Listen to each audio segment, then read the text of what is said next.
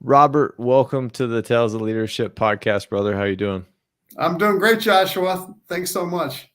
Yeah, so I always say it, but I really am. I'm humbled by the opportunity every time that I get to talk about leadership. So it's one of my passions, and I'm really excited to get your perspective on leadership. Before we get started, if you could take the time to explain who you are to our listeners. Sure. Bob Jordan, and run a company called InterimExecs, which is a matchmaker around the world between organizations and leaders. And that's how it came around to writing a book called Right Leader, Right Time. And looking forward to our conversation about that. And I'm your classic entrepreneur, though. I've been involved in a whole bunch of businesses. Some of them failed, and some of them did great. And luckily, there were those good ones in there. That's where the real magic is, Robert, I believe, is where a lot of people, I feel that they always want to jump straight to your book, but I want to learn the magic that inspired you, the passion, the purpose that got you to that point of kind of where you're at right now. And before we even get started, because you have a really rich experience level, especially being an entrepreneur or being a CEO, being an author, and I'm so jaded by my definition of leadership through the military of where I'm at. But how would you define leadership in your terms? Well, we had to have a kind of strict definition at the lowest level, in a way, based on coming out with an assessment of leadership as well as the book. And so if you are in an organization and you have responsibility for another person, you're a leader. I love it. I like other definitions that include influence and decision making, and those are all absolutely valid. But we had to have, kind of a technical measure just to say, listen, if you got responsibility for another human being, you are in the leader's seat. Now, I want to hear your definition, Joshua. Oh, you put me on the spot. I love it. So I struggled with this when I was trying to learn what my definition of leadership was. One of my mentors that I've read a lot of his books, John Maxwell, he defines leadership as influence, that one word, kind of nothing more, nothing less. But to me, influence, and I've always thought of this word first pops in my mind, is that's kind of a manipulation. And as a leader, we never truly want to manipulate. We want to inspire people to do things. And that word just stuck with me when I heard inspire. And I looked at the Army's definition of leadership, and not because I'm still active duty Army, but I'm going to go with this as my definition. And I pulled it up, ADRP, influencing people by providing purpose, direction, and a motivation to accomplish the mission and improve the organization. But if I had to sum it up in one word, I would sum it up as inspire. Yeah. Well, one of the Army's most famous and wonderful leaders, Eisenhower, he had this example. He would say, this string, try pushing it. You can't do it. You can pull, you can have this influence, essentially, which is to inspire, but you can't push it. Yeah, I gotta look that quote up. I read that quote not too long ago in a book, and now I've totally lost it. But what I really want to start with is where your leadership journey began. Where do you think your leadership journey began? Well, for a long time, I've been drawn to wanting to start things. So even when I was a little kid, I remember early on this experience. I was with a bunch of buddies, and we were little. We're talking 5, 6, 7 years old, and I wanted to make a go-kart. And so I had all these buddies, and I looked around at one point, had a lot of wood. And some guys are hammering, and some guys are sawing. And I told them all of what to do. They just thought, I didn't know the word delegate at that point. I love it. But, I was the kid, who in the summer was going around, can I cut your lawn? And in the winter, can I shovel your driveway? And that's a bygone thing, because like I have daughters, and when we were in the suburbs. Not once while they were growing up did any kid from the neighborhood ever come around and say, cut your lawn, shovel. That generationally didn't exist anymore. Further proof points for me, I was in business school. I was at Northwestern, which at the time was arguably the #1 business school in the world. And I was antsy to leave. I loved it in a way, but just sitting there in class, oh my God, couldn't do it. Yeah. And I thought up an idea, which became the first magazine anywhere in the world that covered online and internet. And, sounds like a great idea. I was only 5 years ahead of time, 5 years before the World Wide Web. There were commercial online services. But anyway, so I dropped out to start a publishing company, made every mistake you could make, did that for a number of years and sold it to a big publisher. And then by chance, a miraculous chance, met a guy who had a weird job title. He was an interim CEO, arguably the first interim CEO in the United States. And the internet bubble was heating up, and he handed me his card, and his card said CEO of Yahoo. And oh, wow. That made a very deep impression, because at the time, there were companies in Silicon Valley who had figured out how to shorten the process of going public. Before that, it had taken 6 months generally, and they figured out how to do it within about 30 days apiece. And so this guy, the first CEO of Yahoo, he became, I said, you're now my mentor. And came home from him telling me what he did, and I bought 2 domain names, interimceo.com and interimcfo.com. Essentially hung out a shingle and started doing gigs. Oh, wow. Yeah, I did that for a while, and then when social networks came around, Facebook, MySpace, LinkedIn, I thought, I wonder how many people in the world do these kind of projects like my mentor and I'd been approached by other people. And that's what led us to form this organization, InterimExecs, which is now this worldwide kind of capability. So there's 2 beautiful things in there that I want to pull out, and I really want to get into some of your failures, what continued to push you. So, because I think you're an artist, right? Like as a leader. To my peril, yes. To my peril, I'm an artist leader. Yeah. But that is one of, I think, the most enduring qualities in a leader, because oftentimes when we run into an obstacle, we want to quit, but it takes that rare individual, especially when they're doing it by themselves, to continue to pursue, to continue to be gritty and be in that hunt. And I think people who do that have a very good understanding of what they're passionate about, and they can align that to the purpose of why they're put on this earth. And I always talk about kind of head and heart alignment. But you talked about 2 things, and the first one is I wanted to pull out is that you found a mentor early, and that's a really key takeaway. Is you found a mentor and you allowed them to guide you. What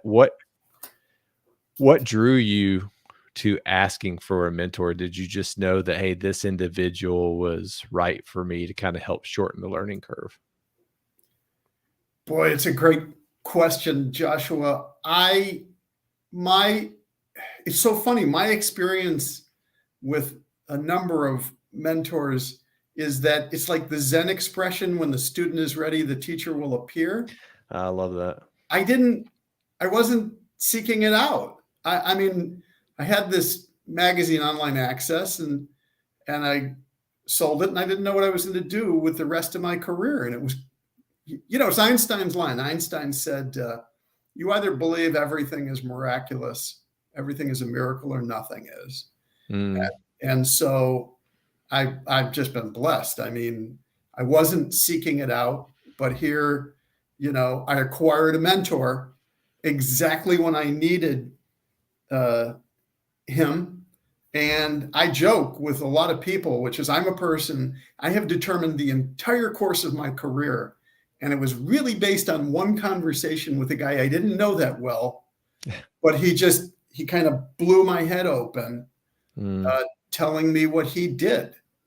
And I've had a series of mentors who were similar, that it wasn't like I set out one day and said, I really need a mentor on this, that it was more a series of epiphanies, if you will. Yeah.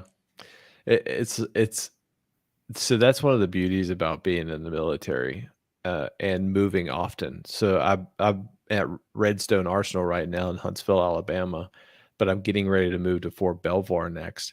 So about every 2 years for the last 16 years, we've been moved, uprooted everywhere.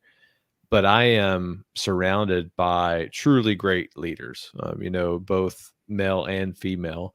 And I have the opportunity to see greatness every day, but through multi facets of leadership styles. And I can take those as kind of a building block. And there's always those leaders that I've ran into, and I don't know what it is, right?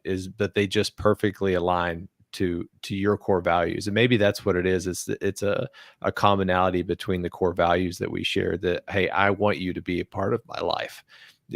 I want you to help guide me, because who you are right now is who I want to become. And the way I always look at it is, where you are right now, 10 years ahead of me, when I get to that level as a leader, I want to be like you. So what made you become that individual? Well, it's interesting because, I know we're going to talk about leadership style. Oh, yeah. You are within an organization that kind of quintessentially defines the training of one of the 4 styles that we call strategist. Strategy, because, yeah, because strategist, or you could give it other names in terms of pilot, quarterback, conductor.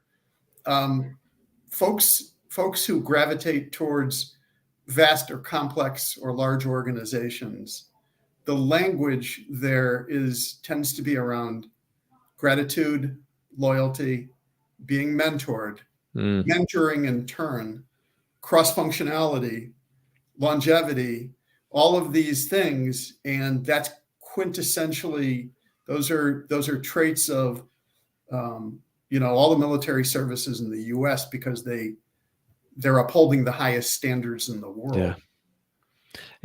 And they're often very complex. Yeah. Every organization. Just a little aside from InterimExecs experience, there are now lots of executives where their careers are project-based, whether you want to call it project, interim, fractional. One of the correlations which we see very strongly is that success in any military service trends far higher than pretty much anything else in determining success in a interim leadership role. Oh, wow. Yeah.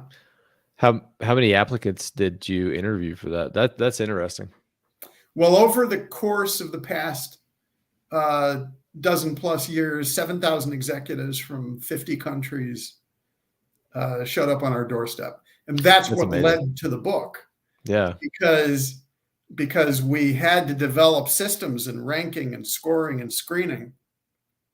And these patterns emerged. There was one pattern which was not good, which was the majority of executives showing up were having careers and leadership journeys they might have thought were good. We would call them okay, but not great. And if you were to sum up, why is that, or why were you judging that way? We would say they were trying to be all things to all people. Oh, there was wow. too much of that. The flip side was, when we identified the top 1%, 2%, 3%, these are exceptional leaders having remarkable careers. And there we saw these 4 distinct leadership styles. We call it style. We were looking at whether someone had a process, an approach, a system that would help or cause them to be more successful. So we saw these 2 diverging patterns, and that was why we decided, let's go spend 6 years writing a book. And that was going to be one of my questions that I have so many questions, but what drove you to become an author and then really focus on this topic? Because the book that you wrote, and you just summed it up, but I want to make sure people understood that it took you what, 6 years Yes. to gather this book, and you interviewed over 7,000 people. That takes a level of commitment that I argue most people nowadays just don't have. So what drove you to do that? Well, if I can back up a bit, Yeah. in the blessings I've had with mentors, another one of my mentors was a guy named Jim Camp. Mm, He had been a Air Force fighter pilot, flew for the Flying Tigers, which was merged in with FedEx at some point. But he had flown in Vietnam, and mm, then he had become a negotiations coach. And I met him when he was a negotiations coach, and he was a remarkable person. He passed away a couple of years ago, but he became my coach. And he had a workbook for his clients to teach business people how to negotiate better. And I saw the workbook and I thought, this is incredible. It was contrarian kind of advice. So my first hook for doing a book was Jim. mm. That we would joke about it because it took me 2 years to convince him that we should partner to write a book authored by him based on all of his negotiation system. Oh, wow. And we joked about it because the book came out, it became a bestseller. The first book was called Start With No, but that was the joke because Jim said no to me for 2 years. And that book, big publisher, Random House, and it's been a bestseller. It was translated into 20 languages. Wow. But Jim was a dear friend, coach, business partner, and only many years after it was published, Random House, we went back and recorded the audio version of the book about 2 years ago. Mm. So that was my first book hook, if you will, which was, it was just a remarkable thing to be able to work with him and to go do that. And that's impacted many thousands of people around the world, and it continues to sell. And that was a gift to the world. Jim put out a gift. That's That was amazing. my first kind of, oh, gee, there's something fun doing this, even though it takes a long time. That was kind of your spark. I think Yeah. you're able to work with someone that you cared deeply for, probably personally and professionally, and then that you saw the gift that you could kind of bring into the world with writing a book. Okay. Well, it started with that he'd saved me. Mm, I I had this company, and it was disastrous in the beginning, but then in the end, because we're the first magazine covering the internet, well, then I could do no wrong. Once the World Wide Web came around, the business grew so fast, it put me onto the Inc. 500 list for fastest growing businesses. So I go to the Inc. conference and I see one of these seminars, and it's just one word. It says negotiation. And I think, oh, I know how to do that. I walk in and there was Jim. And at the time, I was just having the tar beat out of me by venture capitalists on a different business. I mean, I was just getting hammered. And so I thought, well, there's no downside here to asking this guy who's got these weird ideas on negotiation, some advice. But that was the start of it. It was completely driven by need. Fast forward, Jim and I did that book.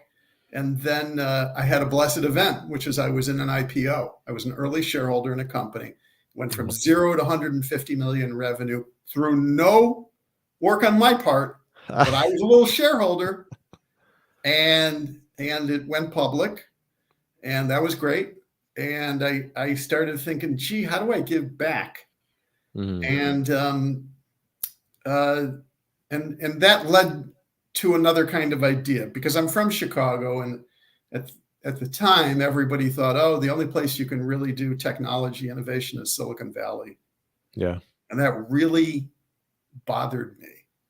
And so here I'd had this blessed event being in an IPO, and so ended up writing a book consisting of it was 45 Q&A interviews with champion company founders, like the founder of Morningstar and the CEO of Twitter at the time. And but that book it's called How They Did It, was a direct result of having had a good event and starting to think there's got to be a way to give back. I love that. And there's two other things right there that I think is really important is number one, you're unreasonable. So you saw an issue bringing that tech into Chicago because, for example, Silicon Valley was the only place to be it. And I think one of the great characteristics that I've seen between, and I really boil it down, I call it TNT. You're either a transformational leader with a servant heart or you're a toxic leader with transitional practices. And I kind of boil it down to there. And one of the key characteristics of being a Joshua, can leader, I quote you? I need to quote on that. Yeah, no, 100%. I would be honored.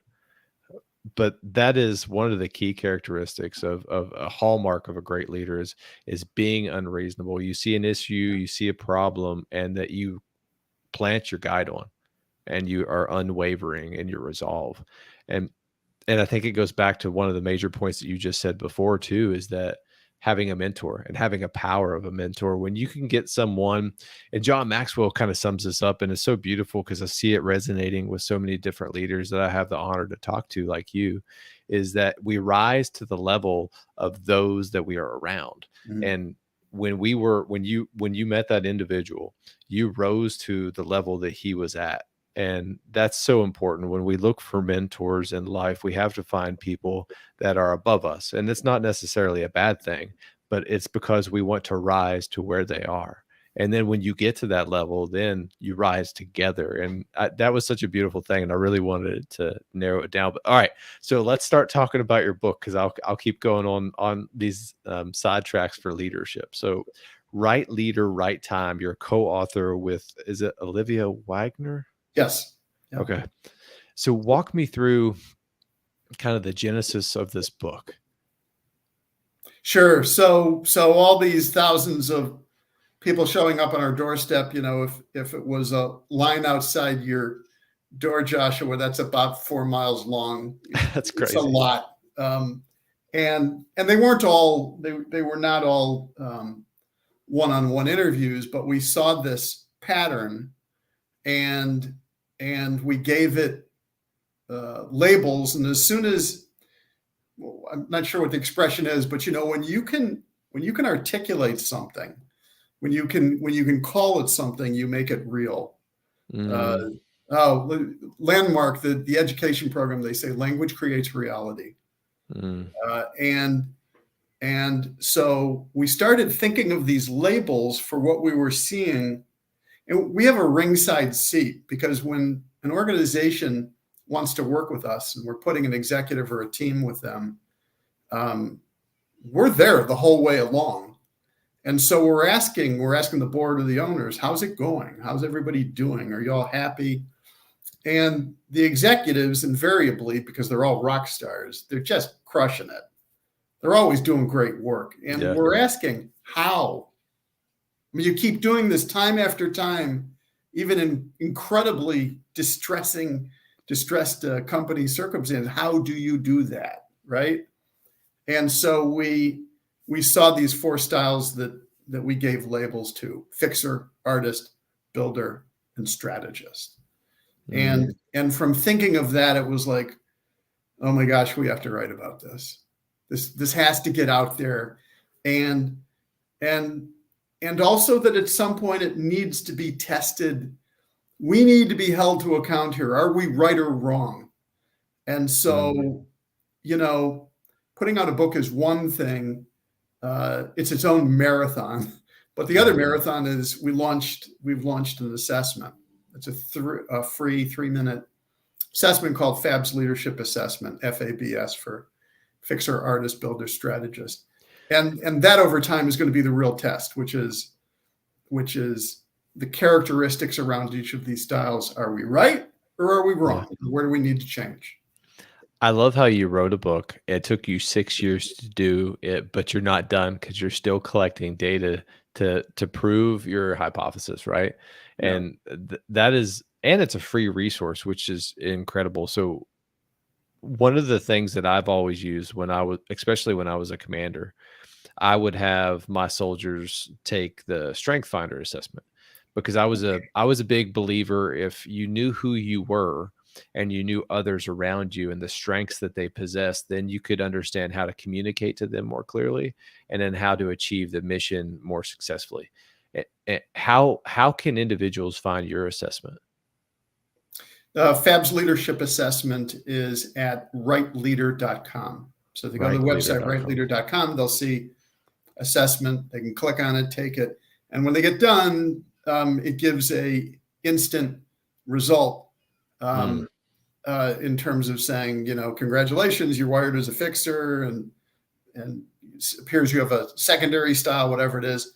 And they can also then download a PDF that has descriptions of all of okay. this. And we're hoping people are going to be kind with us in the sense that when we give the result, there's a final question that says, did we get it right? Yes, no. And so that's furthering the research. And what I mean specifically here, Joshua, and I know we're going to get into each of these styles, but Yeah. we say, for example, fixer is the energy of, folks who love to run into a burning building. They love Mm, turnaround. And we think that's a linear style, meaning that people who are primarily wired as fixer, they do not take on multiple projects or companies at a time. To mm. contrast with artist needs parallel, needs multiple at the same time. This intuitively makes sense to us. We've observed it with everyone. Now we're going to see it at a large scale in terms of research over thousands of people and organizations and leaders taking it, if that is in fact true. I was laughing to myself because I was remembering after every one of my company commands, about 6 months into it, we have to do a command assessment or a command climate survey. So a snapshot of how we're doing as leaders. And in those questions, they're short answer questions. And I'm not even going to tell you some of the most unsavory comments that I have seen in those, but I was just giggling to myself because I remember reading through there and some of the negative responses I was getting. I was like, I bet you Robert isn't going to get nearly as bad as a response that sometimes that I've gotten in my command. And it kind of goes back to one of the original concepts that you talked about is that we can't be all things to all people. And as a leader, it doesn't matter what you do. Someone on your team is going to love you. Someone on your team is going to feel indifferent, and then someone's going to hate you. And that's just the Yeah. nature of the job. Well, you're 100% right. And this is what you've taken on when you want to be a leader. There are days where you're just firing on all cylinders and Yeah. you just got everything right. And the next day you're a dog. And I don't mean a beloved puppy. I mean, you just can't get it right. Yeah. And so it is a never ending challenge. And yeah, we were blessed with being able to interview for the book all kinds of incredibly accomplished people. But you would keep on hearing, about their journeys, and it's full of pitfalls. Yeah. So kind of walk me through, I do a deep dive on each one of these 4 types. Fixer is the energy that, as I said, this is a person who loves to run into the burning building time after time. Yeah. So you think, in your own career, your own journey, we all solve problems. We're not trying to pigeonhole anyone to say, hey, you're just this and you're nothing else. That's not the case. Anyone in a leadership role, you are bringing every capability you have to bear to be effective. And so we all solve problems. The question is this where you get your energy? So, for example, I've been in the business a lot of years, owning companies, investing, all of that. I have to solve problems all the time, but I don't get my energy there. Fixer does. And the way it tends to be in a career for a fixer, you could see if you think this resonates for you. Early on, you're smart, you're eager, you're working hard, and somebody on the team says, they say, you know, Joshua's doing great, but over at this other division, over with these other clients, over in this other country, we got a problem and nobody else could solve it. So let's go put Joshua in there and see what happens. Hmm. And you go in there, and it takes 6 months, it takes a year, 2 years, but you crush it. Like you just solve something nobody else could solve. And now you're hooked. Now you're hooked. Because if you're wired as fixer, it means you can't go back to the steady state, the kind of maintain status quo role, division, organization. You need to go into the next broken thing to go fix it. That's dominant fixer wiring. I find myself torn between the strategist and the fixer. And I say that because I see qualities of both in myself. And in the military, and this is always kind of held true, is I've been the leader that people call upon to solve complex problems and issues. And where I've been in leadership roles, I'm only usually ever in a position for a year. So I'm thrusted into a leadership challenge. I have a year to quickly solve it.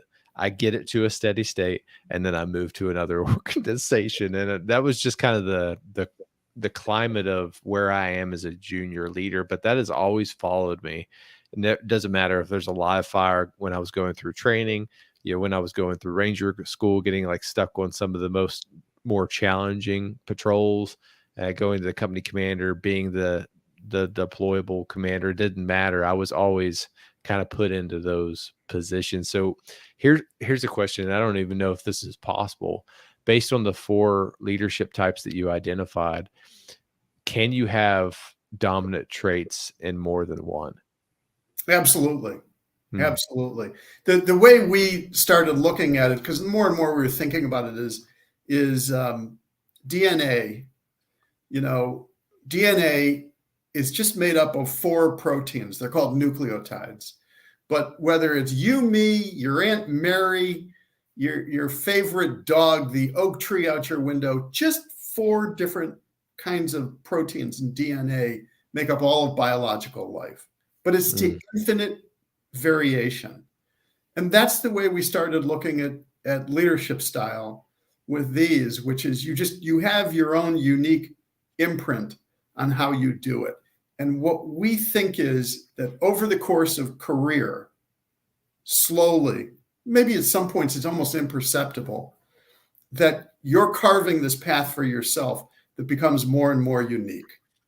And one of the expressions we love, if there's one takeaway, Joshua, from this for your listeners, it is that exceptional leaders reject what is not for their highest and best use. It's really easy to say that, and it's incredibly hard to do. When you're young, you need the job, you need the money. You can't reject things. That's impossible, or it feels that way. But if you look at your own career, and hindsight's 2020, you need years for this to develop and to see this. As you become more and more successful, there's a pattern, and you make these decisions, and the Latin, the word decision, that in Latin is to kill off. Your decision to kill this, to go in a particular way and not in every other way, is the necessary thing that everybody has to do in career to be successful. And so eventually it starts adding up, and you can see it for yourself, which is, oh, this is how I'm wired. Yeah, that's so powerful. And that is really, really, really, really, really hard, especially for leaders who are just starting out. And I did not think or even have the ability that I could reject things when I was just starting out as a leader. And now I'm at that point in my career now where I comfortably understand who I am, what my house of leadership is, how I want to lead, what my core values are, what my passion, what my purpose is, that I choose job assignments that I know are going to align with my unique traits and states that I have as a leader. And I literally, I'm not even joking with you, I've created a repeatable and scalable leadership model based on reflecting on all these different leadership challenges and styles that I had. So, okay. So you got the fixer. But just think about how remarkable what you're saying is, Yeah. because you're in a command structure, you're in the Army. So for people that think they don't really have control over their lives or their careers, think about that. This is powerful. Yeah. Because you're there and you are determining your future, and people around you want you to be successful. And so you absolutely are charting this path, which is unique and differentiated. And that is the thing that's available to all of us. Now, it is true, we're talking about leaders here. So we're talking about people who are asserting influence over their lives. You're making that choice. And that's going to involve pain. Well, let's be real clear here. This is, this is going to involve sacrifice to make the decision for A over B. What was that? I can't remember the word you used, Latin word to kill off. Well, it's just a decision, because that side, like homicide, that part of the Latin is those are all related words. What kind of reminds me of the kind of the metaphor of going through the fire, right? So fire is a purification. And as leaders, we always get tested by fire. And throughout life, we get tested by fire. And when we go through that, it literally purifies us. It kills off what was dead, and then it brings up anew, like almost like a phoenix. So I love that word. And when you said that, to kill off, it just reminded me of all the hardships and struggles that I've had to go through, and the toil, the blood, sweat, and tears that I've had to give into things, but who I emerged as was so powerful. So I love that. Yeah, look, this is, if you ever read any Joseph Campbell, this is the hero's journey. As soon as you say, I will lead in some way, you are making a hero's journey. And the other thing comes to mind, I think it was Ernest Hemingway. He wrote, I think in one of his books, life breaks everyone. If you are lucky, you become stronger at the broken places. Yes. Man, that's so. All right, we have the fixer. Yes. What's the next one? Artist. Artist is the energy, the leadership style that sees the world as a blank canvas or a piece of clay to be molded. So, you want an example of a standout leader in the world today, Elon Musk, and I'm specifically talking about Tesla, SpaceX, and the Boring Company. Just revolutionary kinds of thinking. I mean, if you think before Tesla, the idea of an electric vehicle, at some point in the future, kind of it's the Jetsons, good luck. Tesla is over 20 years old as a company, and there's no car company in the world that is not saying, EV is the future, and governments are going to be banning, combustion engine cars. You can thank Elon for that. He's also a cautionary example. Joshua, as you and I are recording this, he still owns Twitter. Yeah. And going into Twitter, I got to tell you, if you're wired as a fixer, that is not your playbook. Yeah. We all exist within organizations and structures. Even if you're on your own, you're going to answer to investors inside of any organization, or stakeholders, even if it's a nonprofit organization. And the first thing you will hear from any fixer energy person wired as a leader, you say, how are you successful? What do you do? Like, what's day one when you're in this crisis organization? They'll say, you listen. And specifically, you're not, that listening tends to be get down on the shop floor. Yeah. The people who run the equipment, get in there with the administrative assistants who've been there for years and they're totally discounted. Because in any failing organization, the board of directors, the management team, they're not listening to anybody low level. They think they know it all, and they blew it. And so fixer energy, that's the way that it tends to be wired. Anyway, so not to pick on Elon, because when he is in artist leadership mode, he is incredible and unstoppable. You think of like Thomas Edison, Steve Jobs, artist leaders. Elon Musk, and I kick myself because I remember when he started Tesla, I was like, that's an interesting company. I see future in that. I should probably invest. And then, like 20 years later, dang, Josh, should have invested. Shoulda, coulda. Shoulda, coulda, woulda. But his vision of what he has, and I was thinking about this, of what is his legacy that he's trying to build, and it's a interplanetary humanity, right? So he wants to colonize Mars. He wants to go to Mars. And if you really look at it, what do each one of his companies he has do? Tesla, which finds renewable, sustainable energy that does not run off fossil fuels, which is needed to colonize a planet. And then you have SpaceX, which you have to get resources to that planet, people, things, and material.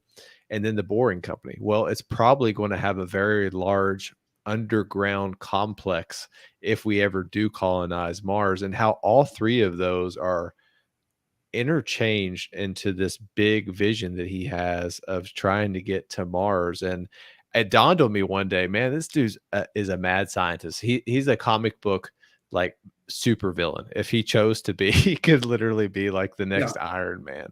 It's such an interesting, and I fully agree with you. That is, I think, the beautiful example of an artist, and I am not one. That's for sure. Well, look, I'm wired as artist, but we write in the book, it's to your peril. Because that energy is renegade, rebellious, not always liked, not the most popular person on the team, but capable of discontinuous kind of leaps that especially if you're within an organization that is stagnant, that is absolute proof you are lacking artist energy in a leadership role. And, we can get to this in terms of collaboration, but a number of strategist leaders, would say to us that would be the key kind of collaboration for them, is that while a lot of strategist leaders and large organizations in those roles can relate to fixer and to builder, they absolutely see collaboration with the crazies out there, the artist leaders, as necessary. And I think the reason why, because I find myself as a strategist, at my core, is because they help us find the dead space. So in a military operation, whenever we're planning a mission, there's always part of the terrain that is either heavily vegetated or something that we can't control based off the topography with our direct or indirect fires. Well, I think of that metaphor in real life is that there are things that are just going to be naturally blind to me because of the way that I think. And if I surround myself with someone else that sees the world differently than me, then they're going to open up my field of view. And that dead space that was invisible to me will become visible, and I will be a better leader, and the organization will be better for it. And there was another example that I love about Elon Musk is when he sold PayPal. He sold PayPal, burnt the bridge, all the money he made from that to start Tesla. And that takes guts. I don't know if I could do that. So I love it. We need more Elon Musk in the world to make society better. I believe we need people that type of energy. Yeah. But for each of us, it's the hero's journey, and there is that leap that we can each take. And it's not going to be the same as saying, okay, we're going to get humanity to Mars. It's okay. So we have the fixer, we have the artist. What would be the next one? Builder. Now, look, I know everyone in an organization is like, I'm a builder. Yes, got it. We mean something specific, which is builder is an energy that can take small, nascent, beginning product, service, team, client relationships to a point of market domination. Mm. There are mantras for each of these 4 styles, and the mantra of builder is market dominance. A mantra for artist is creation. It's all about the act of creation. For fixer, it's velocity. You're coming into something that is dying, and you're under pressure. If you were in an ER, and the patient comes in and they're blue, airways, breathing, and so for builder, there is this energy around the people, the process, the product. So all builders talk about: people, process, product, that you want to get it from the small state to dominance to scale. It can be world domination. Most builders, it's Like not. Pinky in the Brain. What's that? Like Pinky in the Brain, one of the old cartoons that I used to watch as a child every Sunday, trying to get world domination. So, but for a lot of builders, it is like, for example, if in your town there's a real estate developer, maybe it's residential, commercial, whatever, but everyone knows them, that is, well, they're literally builders, but they're also builder in the leader sense because they want to dominate that town. Yeah. I spent a lot of time in Boston, and there's a bakery chain in Boston that is phenomenal. And it's not only that the product is great, but their presence in Boston and the suburbs, better than anyone else there. I've never seen that chain in any other American city. At the heart of that bakery, there's a builder. And that builder said, I own Boston. Yeah. And I'm going to be the best in Boston. That's builder energy. What you tend to see with builders is that when something reaches scale, they may get bored. They tend to rotate off. They tend to want to do it all over again. If you know somebody where like they got an IPO, and then they leave and they go to a related or unrelated field, that's builder energy. It's funny when you said that they want to dominate their field, and the first thing I thought of, it popped in my mind, is this real estate agent in Huntsville. If you ever drive here, you're going to know exactly who I'm talking about. His name is Matt Curtis. That dude has a sign and a billboard and commercials and radio advertisements everywhere. And I'm thinking to myself, this dude has had to spend tens of millions of dollars, but he has controlled it. He has controlled this area, and he basically sells a home, I think, every 8 hours, something like that. And he has this huge billboard. As soon as you pull into Huntsville, the number of homes that he has sold. And yep, that's spot on. So he is a builder. Yeah, that's exactly it. That's exactly it. So sorry. I was going to say and last but not least is strategist. Strategist is the leader at scale. Strategist is the leader within either a very complex organization or something vast in size. And to contrast with fixer, artist, and builder, these leaders, they could be in charge of 5 people, 10, 50, maybe 100, maybe 150. But generally speaking, the team size is within what Stephen Covey called personal span of control, meaning that everybody knows everybody, and that leader can rely on personal relationships and trust to get done what needs to get done. Strategist does not have that luxury. There are core around them, but more than that, there are so many people that they cannot all know each other personally or rely on that as their way to succeed. And by succeed, I mean to take this complex or vast organization and excel over all competitors. Very hard.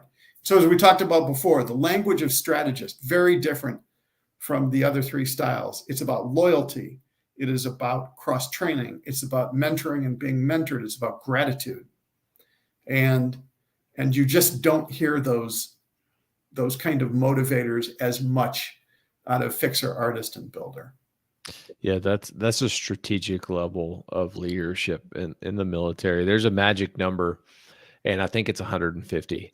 So if you ever read the book, kind of Hewitt Packer, and if you ever look of how rifle companies are organized, there's a reason that at the tactical level of maneuver forces, they're structured around this magic number of 150, because at 150, you can build intimate relationships with everyone still on your team. But beyond that number, it begins to evade you. And then you have to rely on others, exactly what you just said. So I can totally see that. And I also would argue potentially that strategists aren't born, like how you said that they're raised in a way. And maybe you could go from a fixer, and I guess this is a question, could you go to be a fixer and eventually adapt to be a strategist just by design?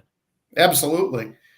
Strategist is you could call it almost a trained Yeah. style. You don't, and this is not to say that, you as a leader are not thinking strategically. We don't mean it just in the descriptive sense of the word.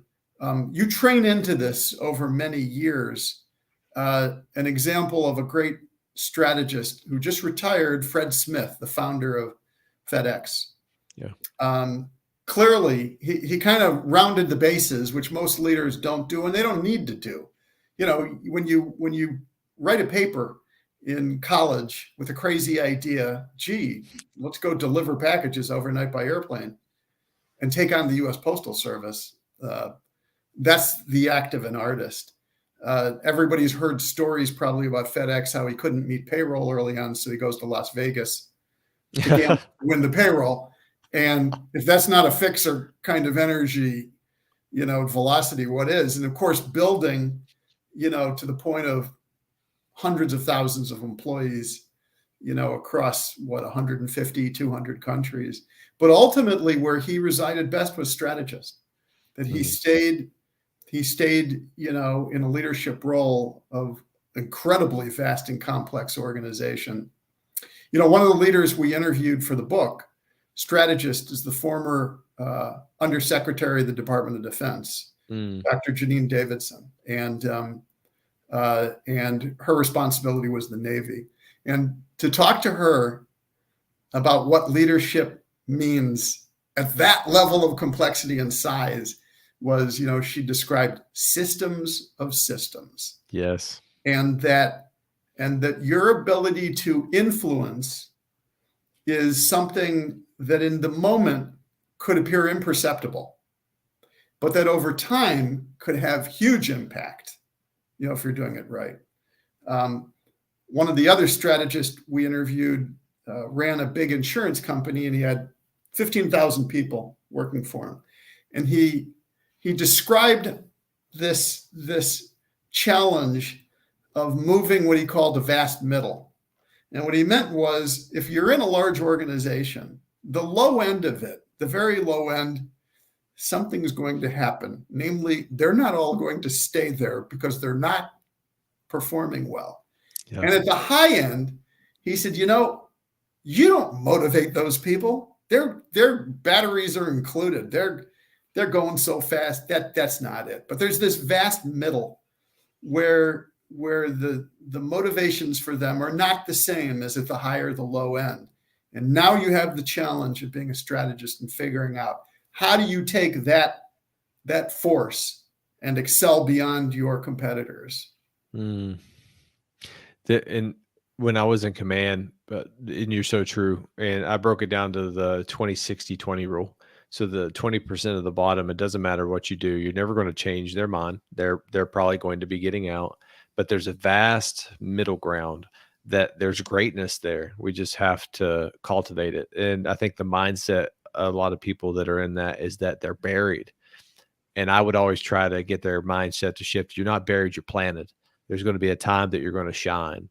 And maybe your moment's not here, but it'll come. Just continue to keep your nose to the grindstone. And then there's that 20% at the top. They know they're rock stars. You don't have to do anything. They're just going to do it. So yeah, after reading this book. And the part of this, sorry for interrupting you, but part of this with large organization is you're in a leadership role, but do not assume that everyone is motivated like you're motivated. Yeah. Because that vast middle of the organization can have incredibly different reasons for what drives them. And by the way, this is part of, we just went through the great resignation during COVID.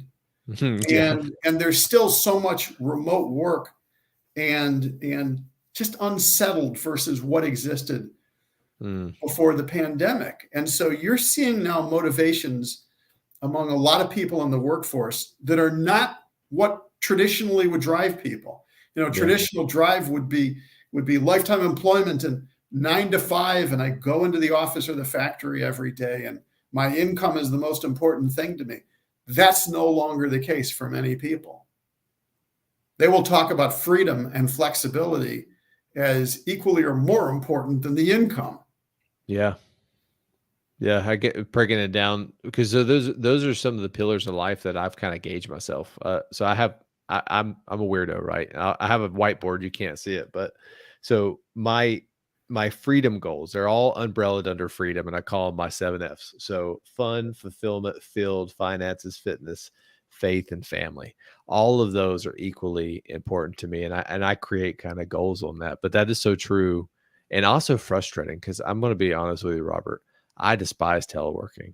I love being in the room with people and having conversations because that's where I think true magic happens because people can hide behind their digital screen and just get by, and it just frustrates me.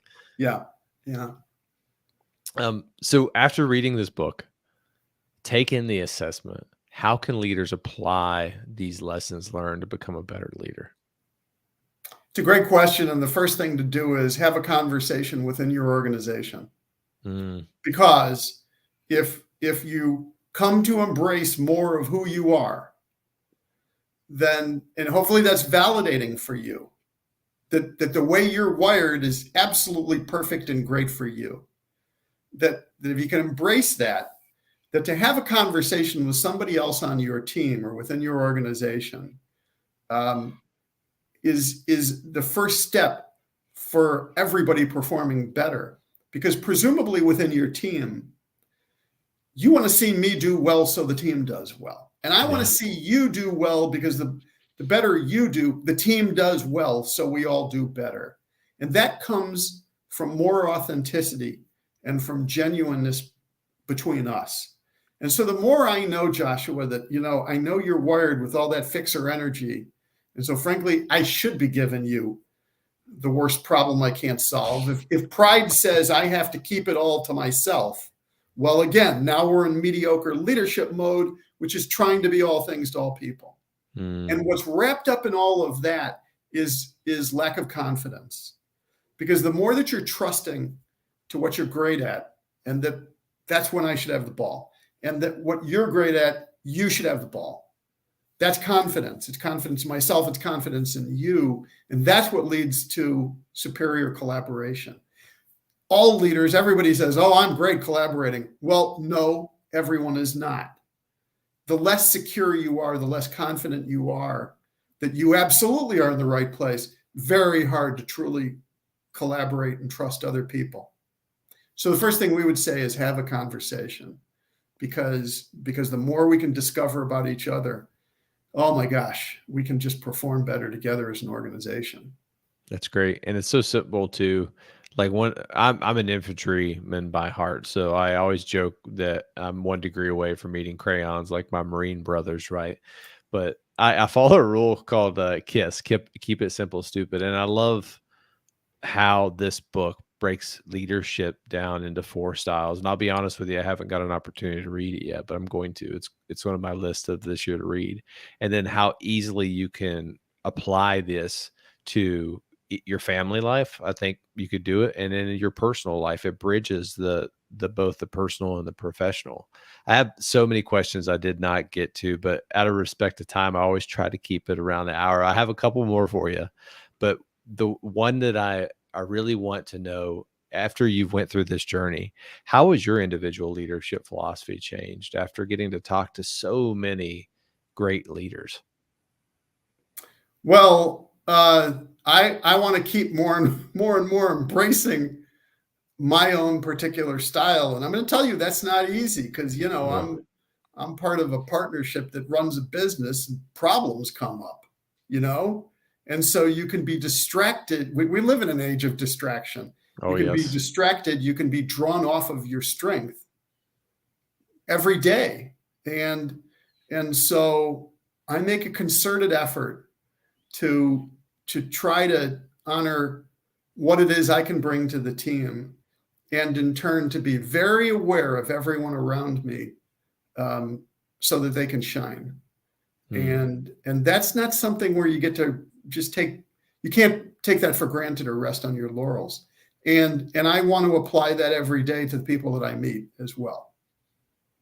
See them powerful. At their best, because listen, the nature of the way work occurs now is so much of what happens is not based on people being in full-time roles. Most companies rely on outsourcing for all kinds of things. So many of us are on teams where it's not just you and your coworker, next to you. It's all kinds of resources and people, typically around the US, around the world, and you're relying on them. And they're relying on you, and you're not technically employed by the same company, but boy, you're on the same team. That's powerful. That's great advice. I think this whole hour podcast has been just absolutely great advice. Well, and I love having perspectives outside the military because it's needed. So final show segment. I call these the killer bees because I'm in the infantry, right? So I keep it simple, stupid. Kill everything. So be brief, be brilliant, be present, and be gone. So the same 4 questions that I ask everyone on my podcast. If you're ready, we'll get started. So what do you believe separates a good leader from an extraordinary leader? Extraordinary leaders reject what is not for their highest and best use. Love it. What is one resource that you can recommend to our listeners to be a better leader today? Well, my bias is everyone in terms of being a better negotiator. Jim Camp's book, Start With No. Again, it's a bias because I'm involved in that. And I just read a book that I would recommend to everyone if you want one of the greatest true human adventures, is The Story of the Endurance. This is Ernest Shackleton, the voyage in 1915 to cross the South Pole, which went disastrously wrong. Shackleton would be a great example of, he is a great example of a fixer. If you want to talk about what the human spirit can endure, and you want an amazing story, whether you like it's not fiction, endurance. I have not heard that book, but I am going to add that to my list. Yeah, I think it's not a current book. There's a lot of books that were written. I think it was Alfred Langley. He wrote the book in 1957, and you can read it. You can listen to it on Audible.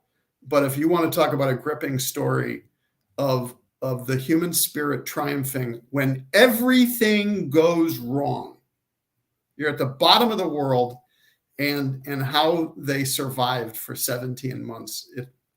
It's an incredible story, and it's true. And recently, they just discovered the Endurance. Wow. Yeah. I don't know, it was a couple miles down under South Pole ice. That's crazy. I've heard that story. I'm going to read that book. All right. I'm getting distracted. I'm breaking one of my rules. If you could give one piece of advice to your younger self just starting out, what would it be? Join a mastermind group sooner. Yeah. Mastermind groups are accountability groups. They're kindred spirits. Like in business, I'm in one with fellow business owners, and it acts like a board of directors, and we meet every week. But earlier in my career, I would have tried to seek out or form my own mastermind group. I've been in one. It's a blessing. I've been in one for 20, 25 years, but I wish I could have done it the first year I had a company. I love it. Last one. So how can our listeners find you? And then more importantly, how can they add value to your mission? Oh, thank you, Joshua. I can be reached at InterimExecs.com. And if you want to give us a hand, go take the FABS Leadership Assessment, because it's not only going to, I hope, help, if you get a good result, but it's an act of generosity for us, because it's going to help validate and refine everything we've been talking about. Yeah, that's the least I can do. Robert, you are a purposeful, accountable leader. It's kind of a term that I always like to throw out, a pal. Thank you for everything that you're doing. This has been a great podcast episode. Well, thank you, Joshua. God bless you, man.